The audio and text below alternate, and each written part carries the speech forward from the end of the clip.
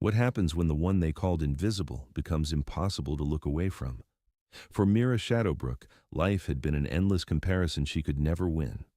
Born in Omega with a twin sister who was everything she wasn't, Mira had grown up in Celeste's shadow.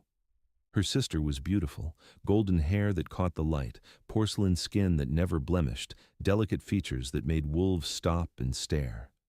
Mira was plain by comparison, they said, darker hair that never quite shone, features that were too strong, too angular, unremarkable. Their parents had made the difference clear from birth. Celeste was the pretty one, the special one, the daughter who would make an advantageous match. Mira was the spare, the backup, the one who should be grateful for whatever scraps of attention came her way. The scent of lavender and morning dew and wildflowers that clung to Mira was pleasant enough, but it couldn't compete with Celeste's rose and honey perfection. At 24, Mira had watched her sister receive marriage proposals from alphas and betas, while she received nothing but dismissive glances. She'd made peace with being invisible. But when her fated mate Damien Ashcroft stood at the bonding ceremony and chose Celeste instead, marking her sister right in front of her even as the mate bond screamed between him and Mira, everything changes. And what happens next? No one was prepared for. The bonding ceremony was the most anticipated event of the year for the Starfall Pack.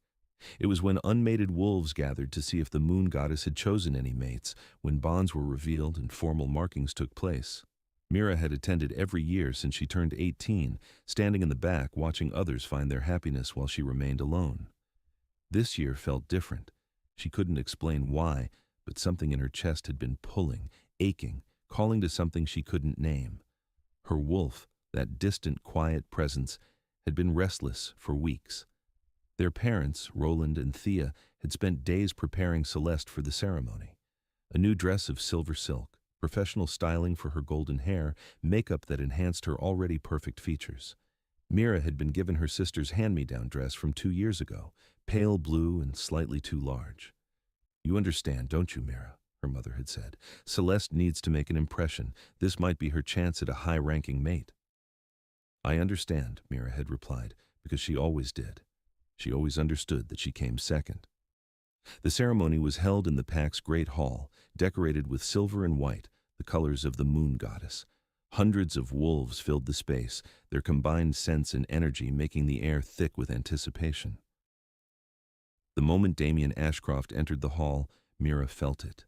The pull, the recognition, the undeniable certainty that crashed through her like a tidal wave. He was magnificent, 6 feet 3 inches of lean muscle, wrapped in expensive gray suit. His scent hit her like a physical force.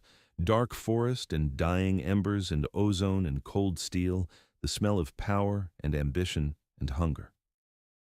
At 28, he was the beta heir to the neighboring Iron Peak pack, wealthy and influential, exactly the kind of match Celeste had been dreaming of. The bond snapped into place the moment his eyes swept across the crowd. Golden light blazed between them. Mira felt it, saw it, was overwhelmed by it. She gasped, her hand flying to her chest as the mystical connection wrapped around her heart and claimed her. But Damien's eyes didn't stay on her.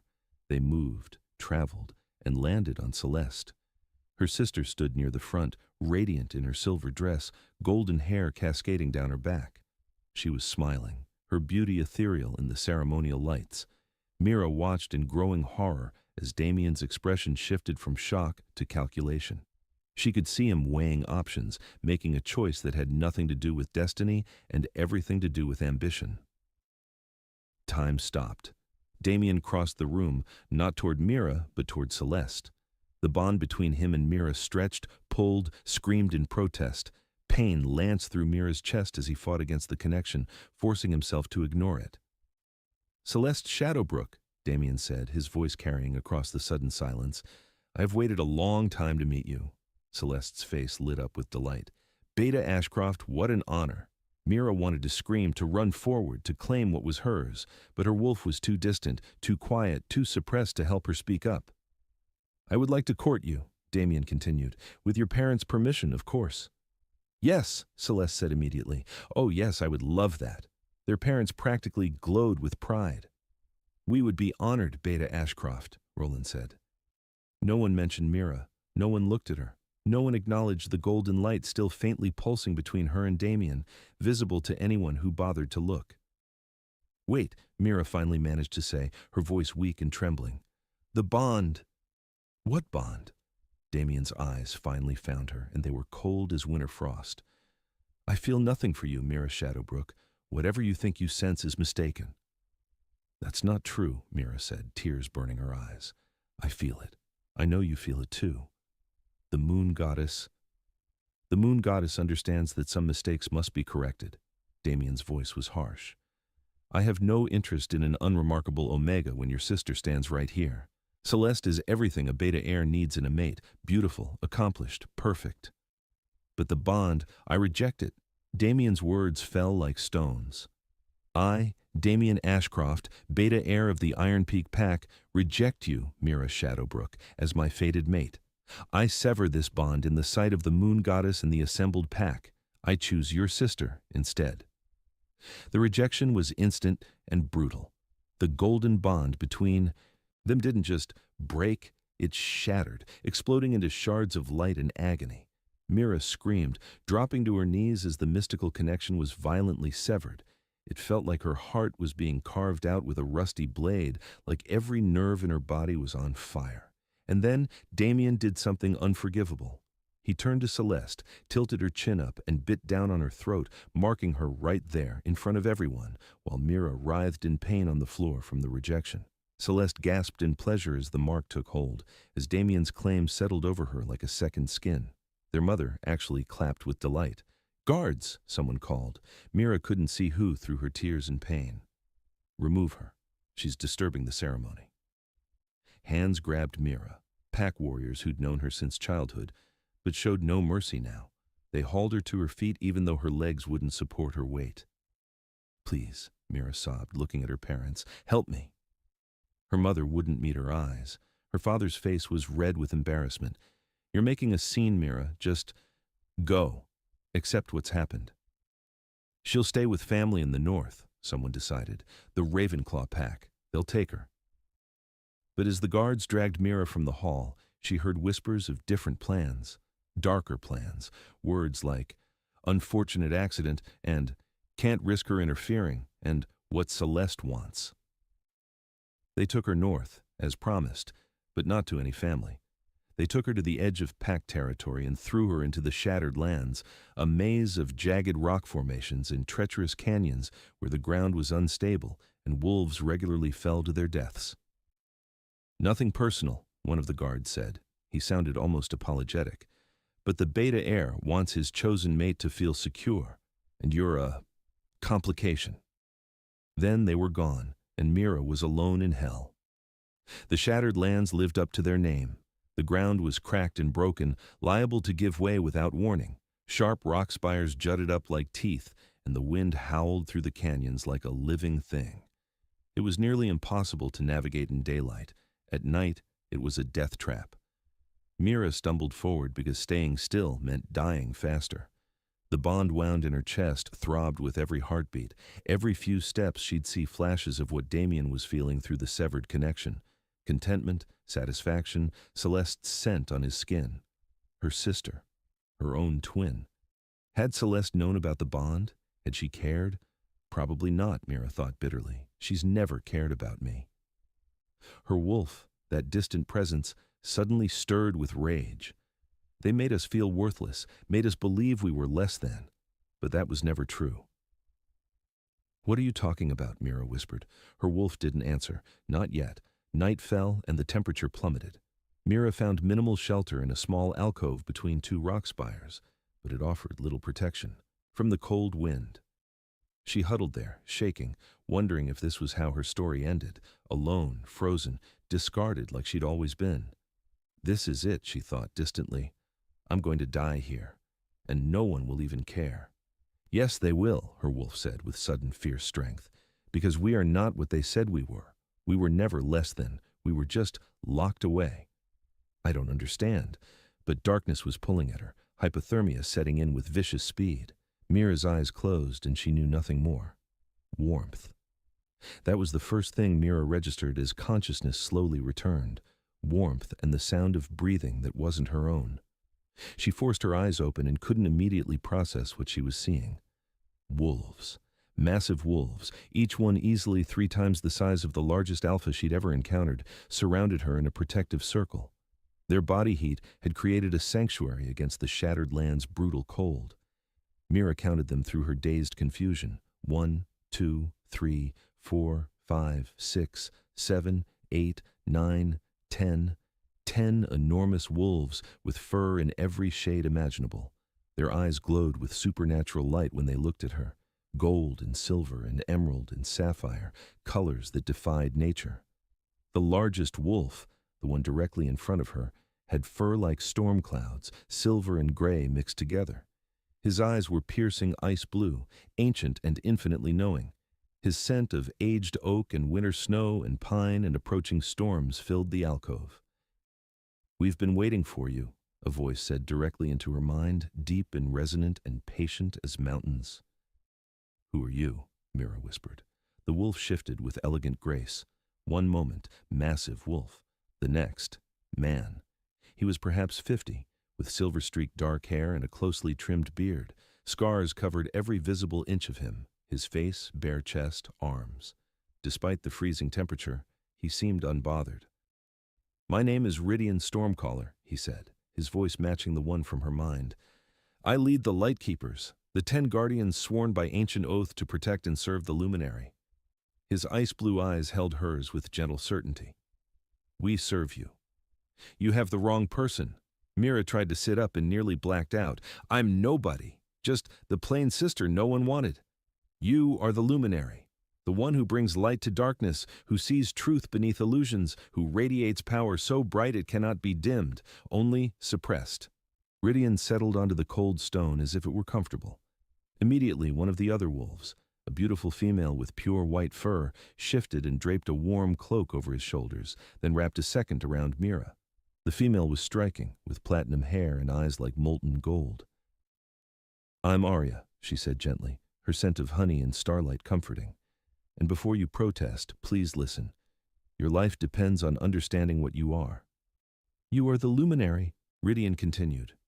"Born with the power to illuminate truth, to burn away deception, to shine so brightly that no shadow can stand against you. But that power terrified your parents. They feared what you would become, what you might reveal." Mira's heart pounded. "What do you mean?" "Your twin sister is not your twin," Rydian said gently. "Celeste was born 2 months after you. She was presented as your twin to hide the truth, that you are the elder daughter, the rightful heir to your pack's bloodline. But your parents didn't want you as their heir. They wanted Celeste, who was easier to control, more conventionally beautiful, more malleable." The world tilted. "That's not possible." "It is, and to ensure you never claimed your birthright, they bound your power when you were still an infant. They used magic to suppress your light, to make you seem ordinary, to ensure Celeste would always outshine you." Rydian's expression hardened. "They spent 24 years making you believe you were less than, when in truth you were the most powerful wolf in your pack." "The binding magic was tied to self-perception and pack bonds," added another wolf who'd shifted, a lean man with bronze skin and eyes that glowed like embers. "I'm Theron. And when Damien rejected you so publicly, so cruelly, it shattered something in your self-image. The binding couldn't hold against that kind of pain, that kind of absolute rejection of who you thought you were." "Your power is breaking free," Arya said softly. "Your wolf is waking. Soon you'll see yourself as you truly are, not the plain sister, not the invisible one, but the Luminary, the one who shines brighter than any star." As if her words were a catalyst, Mira felt it. Deep inside her chest, walls were crumbling. Power was rising like sunrise, vast and warm and utterly hers. Her wolf stirred within. "Hello, Mira," the voice said, clear and strong and filled with fierce pride. "I am your wolf, your light, your truth, and together we are the Luminary. No more shadows, no more comparisons, no more being told we are less than when we are more than they can even comprehend." Tears streamed down Mira's face. "I can hear you. After all these years, I can finally hear you clearly." Your power is waking, Ridian said. Soon you'll be able to do more than just illuminate truth. You'll be able to purify corruption, heal spiritual wounds, burn away anything that seeks to deceive or manipulate. You are the antidote to every shadow, every lie, every false face. And then the shift began. Not gently, but not painfully either. Her body knew what to do, had always known, just been prevented from doing it. Her bones didn't break. They flowed, reshaping themselves with liquid grace. A wave of power washed over her, so intense it made her skin glow from within. Literally glow, radiant light pulsing from her in waves. Fur emerged, not growing but unfurling, rich auburn that seemed to contain fire, shifting between copper and gold and bronze depending on how the light hit it. Silver markings traced patterns through her coat that looked like starlight, given form. She grew. Larger than Ridian, larger than any alpha, massive and powerful and radiant as a sunrise. When the transformation completed, Mira stood on 4 legs for the first time. She was enormous, shoulders reaching a grown man's chest, paws the size of dinner plates. But more than her size, it was her light. Energy pulsed from her in visible waves, brilliant gold and silver radiance that banished every shadow, that made the dark alcove bright as day, that felt like warmth and truth and absolute clarity. Her eyes, she could see a reflection in a puddle of melted ice, glowed with brilliant golden light, the color of sunrise and revelation and undeniable truth. This is who we are, her wolf purred with deep satisfaction. The luminary. We bring light. We reveal truth. We shine so bright that no one can look away. Mira threw back her head and howled. The sound rolled across the shattered lands like dawn, breaking after the longest night, and where it touched, the darkness fled. The treacherous ground stabilized, the jagged rocks smoothed, the death trap transformed into holy ground. The Lightkeepers shifted to their wolf forms and joined the howl, 10 massive voices harmonizing with hers in a declaration that the luminary had risen. When the echoes faded, Ridian shifted back to human form and knelt on ground that was no longer shattered. She is the luminary, he said with reverence. She is awakened. The days and weeks that followed were transformative. The Lightkeepers had established a sanctuary in what had been the heart of the Shattered Lands, but was now rapidly becoming sacred ground. Mira's very presence healed the corruption, purified the darkness, made everything shine. This is the Luminary Sanctuary, Ridian explained, built by the last luminary centuries ago, abandoned when she died. It's been waiting for you to reclaim it. Learning to control her light was the first challenge. Now that the suppression was broken, Mira radiated truth constantly. Every lie, every deception, every false face became obvious in her presence. You need to learn to direct it, Theron explained patiently during one session where Mira's light was so bright everyone had to squint. Your power shows truth, yes, but you can't force people to see it. You can only offer clarity and let them choose what to do with it. How do I know what truth to reveal? Trust your instinct. Your wolf knows what needs to be illuminated. Theron's smile was kind. You've spent your whole life being told you were less than. Now you need to learn to trust that you are more than enough. Slowly, carefully, Mira learned to modulate her light, to reveal gently rather than overwhelming, to offer truth without forcing it, to shine without blinding. The rest of the Lightkeepers were remarkable. Arya, gentle and nurturing, who taught Mira that being powerful didn't mean being harsh. Theron, the strategist, brilliant and quick, who helped Mira understand pack politics and how to navigate them from a position of strength. Gavin, built like a mountain with a booming laugh that shook the ground. He taught Mira that true strength was knowing when not to fight. Soren and Lyanna, twin siblings, one with hair like midnight and one like noon. Soren smelled of smoke and shadow, Lyanna of light and flowers. They taught Mira that even twins could be completely different and both be valuable. Caspian, wild and fierce, with scars that told stories of survival. His scent of lightning and ozone matched his unpredictable energy. Elias, the scholar, with gray eyes that missed nothing. His scent of old parchment and cedar was comforting, and he taught Mira the history of the luminaries who'd come before. Rowena, the healer, whose touch could ease pain and speed recovery, Her scent of lavender and sage made everyone feel safe. And Zephyr, the youngest at only 60, with a mischievous smile and the ability to find humor in even the darkest situations. They became Mira's family, her true pack, not through blood or shared lies, but through genuine love and respect. But it was Rydian who became something more. It happened naturally, the way his steady presence grounded her when her light threatened to overwhelm, the way his scent would deepen when she entered a room, the way he looked at her, not as the plain sister or the invisible one, but as the most radiant being he'd ever encountered. One evening, after Mira had successfully helped resolve a dispute between two feuding packs by revealing the misunderstandings beneath their conflict, Rydian asked her to walk with him. They climbed to a high point where her healed land spread out below like a promise. "You're ready?" he said quietly. "Your control is solid, your power is fully realized. If you wanted, you could step into your role tomorrow." "But," Mira prompted, "but you don't have to do it alone." He turned to face her, ice blue eyes serious. "I'm 50 years old, Mira. I've lived a long time, seen many things, waited decades for the luminary to rise. But I never expected to feel about her the way I feel about you." Mira's breath caught. "I know you've been hurt.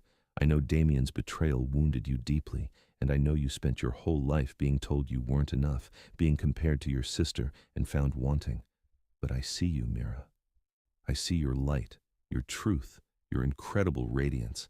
And I want you to know, when you're ready, if you're ready, I would be honored to court you, to stand beside you not as your guardian, but as your partner."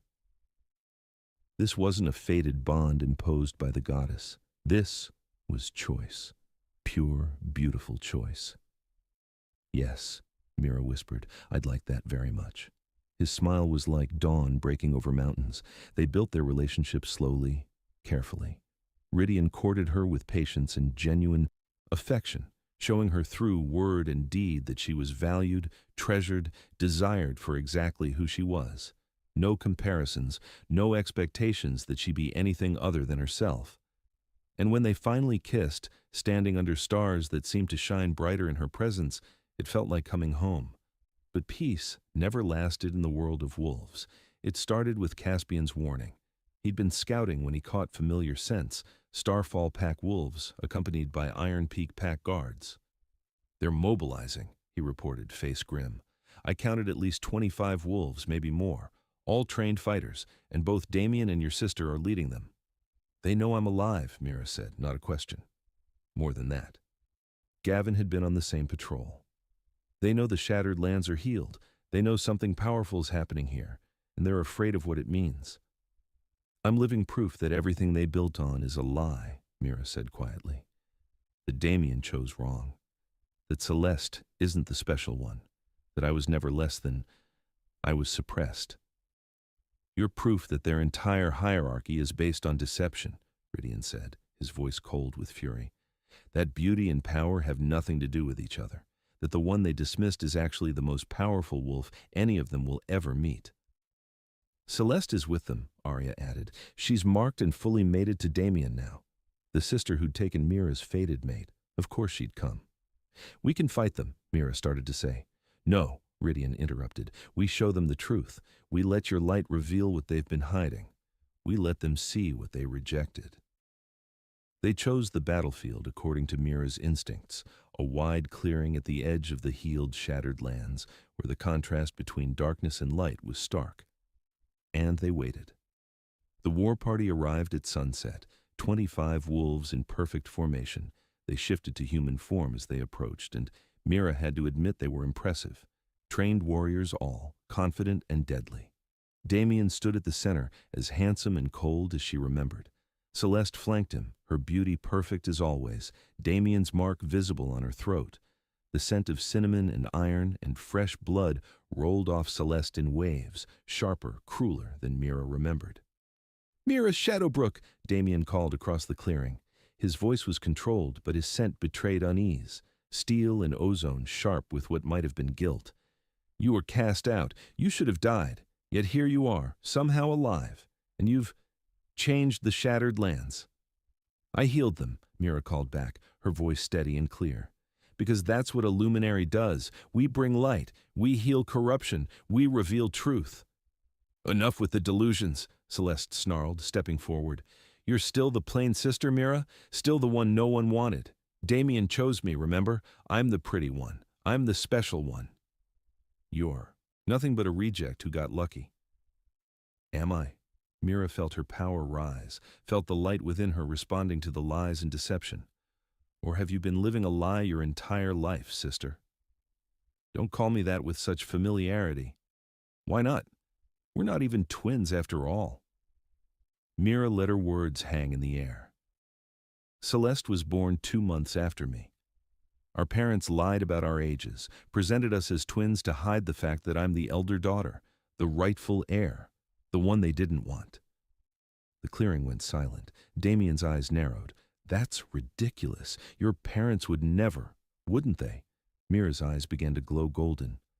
"Let me show you the truth." She let her power flare, let her light wash over everyone present. It didn't hurt, didn't harm, but it revealed. Every lie, every deception, every false face became obvious under her radiance. And suddenly, everyone could see it. The age difference between Mira and Celeste that had been magically masked, the bound power that had kept Mira suppressed, the deliberate cultivation of Celeste's beauty through minor magics and constant enhancement. All of it laid bare under the luminary's light. "No," Celeste whispered, her perfect facade cracking. "No, that's not." But even she could see it now, could see that her beauty had been artificially enhanced since birth, that she'd been given every advantage while Mira had been suppressed. Damien stared at Mira with growing horror. You were the powerful one all along, and I rejected you for a lie," Mira finished. "You chose beauty over truth, surface over substance, the illusion of perfection over the reality of power." Before anyone could respond, a roar split the air, so loud, so powerful, so filled with absolute authority that every wolf present, including Mira, felt their knees weaken with the urge to submit. A massive wolf emerged from the tree line.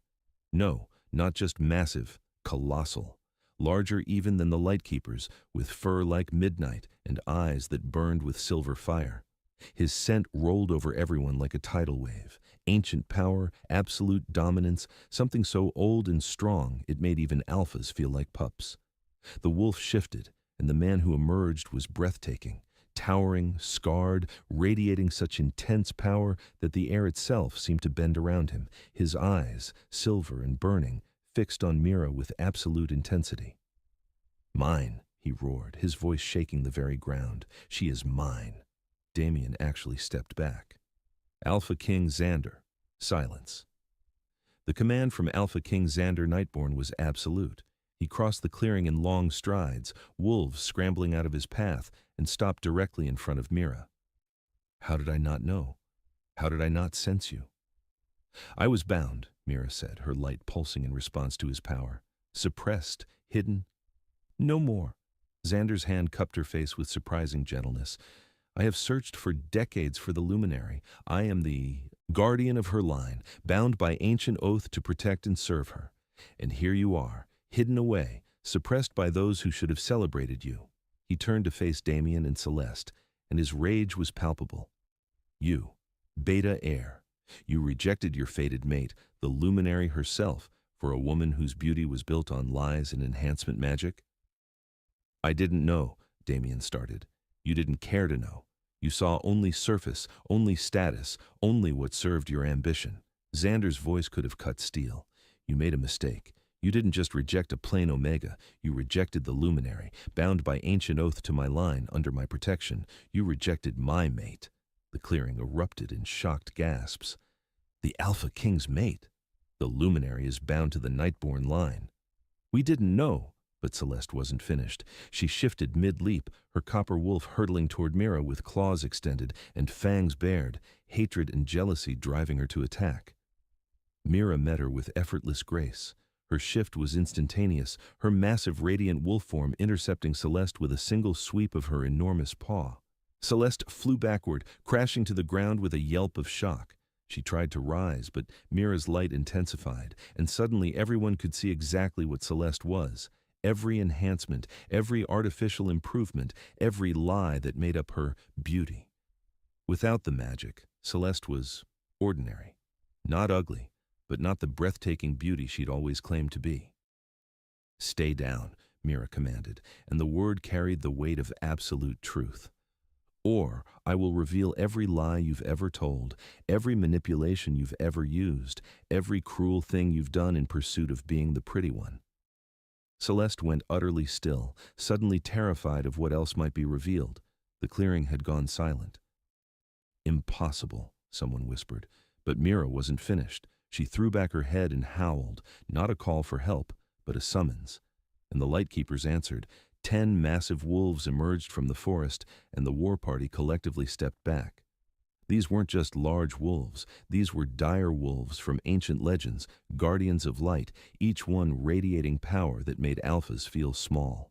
Rydian's wolf form was enormous, his storm-gray fur crackling with silver light. Gavin was a mountain of golden muscle. The twins moved like synchronized day and night. Caspian's scarred wolf seemed to crackle with actual lightning. "The Lightkeepers," one of the advisors breathed. "Guardians of the Luminary, they're real." "They're mine," Mira said, shifting back to human form as Arya brought her a cloak. "And I am theirs, because I am the Luminary, the one you called plain, invisible, less than. The one you suppressed and hid and tried to erase." She let her light pulse, and everyone present felt it, the warmth, the truth, the undeniable radiance. Damien fell to his knees. "I didn't know. If I had known, you wouldn't have." "Cared," Mira cut him off. "You wanted beauty and status. You got it. Congratulations. You're mated to a woman whose entire existence is built on lies and enhancement magic. Enjoy your choice." She turned to her parents, who'd been watching in growing horror from the back of the group. You bound my power. You hid my birthright. You made me believe I was less than for 24 years. Her father couldn't meet her eyes. Her mother was weeping. "We were afraid," her mother whispered. "The prophecy said the luminary would shine so bright she'd blind those who looked at her. We thought if we kept you small, kept you hidden, you'd be safe." "You thought if you kept me small, Celeste would be the special one," Mira corrected. "You wanted her to be the heir, the beauty, the perfect daughter. And I was just in the way." She let her light wash over them, and suddenly everyone could see the truth of it. The deliberate suppression, the constant comparisons, the way they'd built Celeste up while tearing Mira down. "You're stripped of your alpha succession rights," Mira declared to her father. "Celeste's claim to being heir is void. She was never the elder daughter." "And your beta heir status is revoked," she said to Damien. "You rejected the luminary. You chose deception over truth. You made an enemy of the Alpha King himself." She paused, then added, "But I'm not interested in vengeance. I'm interested in truth. These territories are now under my light.